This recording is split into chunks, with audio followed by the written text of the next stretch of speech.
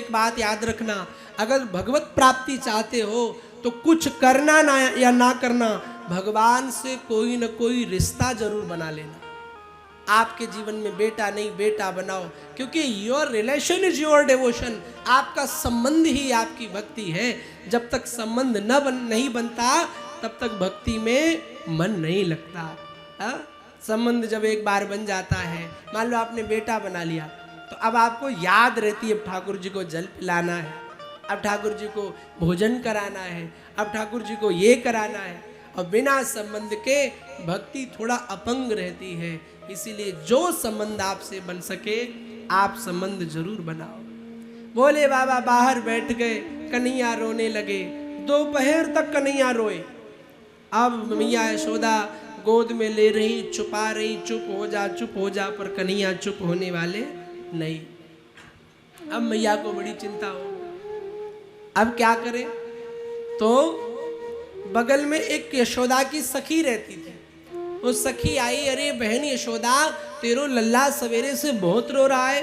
यशोदा ने कहा, का करूं बहन, तो सवेरे ते रोवे, चुप ना हुए।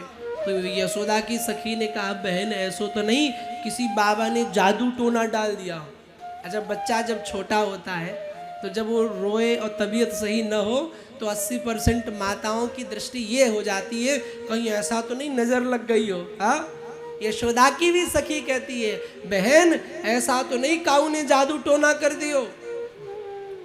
तो यशोदा कहती, हाँ बहन, सवेरे एक बाबा आयो, मोए लगे वाई जादू टोना करके गयो। अरे बहन, तो जल्दी वागू पकड़ के लेके आ, अब वही ठीक करेगो। अब तो सखी चली, शंकर भगवान बैठे थे, पहुंच गई। बाबा नंद भवन चलो। क्यों? यशोदा माँ बुला रही है। अब बाबा को जिद आ गई। क्यों? जब भगवान भी जिद कर सकते हैं तो भगवान के भक्त भी। कभी कभी आप भी भगवान से कट्टी कर लिया करो। हाँ, जब ज्यादा आपकी ना सुने, आपका पूजा पाठ में मन न लगावे, तो ठाकुर जी से कट्टी कर लिया करो। ठाकुर जी अब हम तुम्हारी कट्टी। लेकिन वही किया करो जो माने भी। पता चले गुरुजी ने बताया कट्टी, तो पूजा 3 दिन ना करो और कन्हैया से बिगाड़ 10 दिन लो। डांटो, लेकिन डांटने का, ठाकुर जी को डांटा भी करो, लेकिन डांटने का अधिकार उनको है जो प्रेम भी उतना करते हैं। भगवान भोलेनाथ जिद पर बैठ गए, नहीं जाऊंगा। सखी कहती, बाबा चल रे यो गी नंद भवन, तो ही यशोदा माए बुलावे, बाके लाला को नजर लगी है, राई लोन करवा। बाबा चलो। अब बाबा मन में बड़े प्रसन्न, आहा सरकार के दर्शन होंगे। भोलेनाथ इसीलिए महान।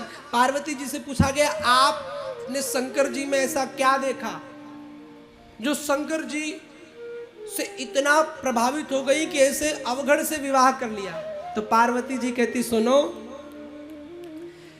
हमारे जोगिया हो। हमारे अवधि का एक भजन है, एक पंक्ति याद आ गई, हमार जोगिया हो, अरे हमार जोगिया डम डम डम रू बजावे।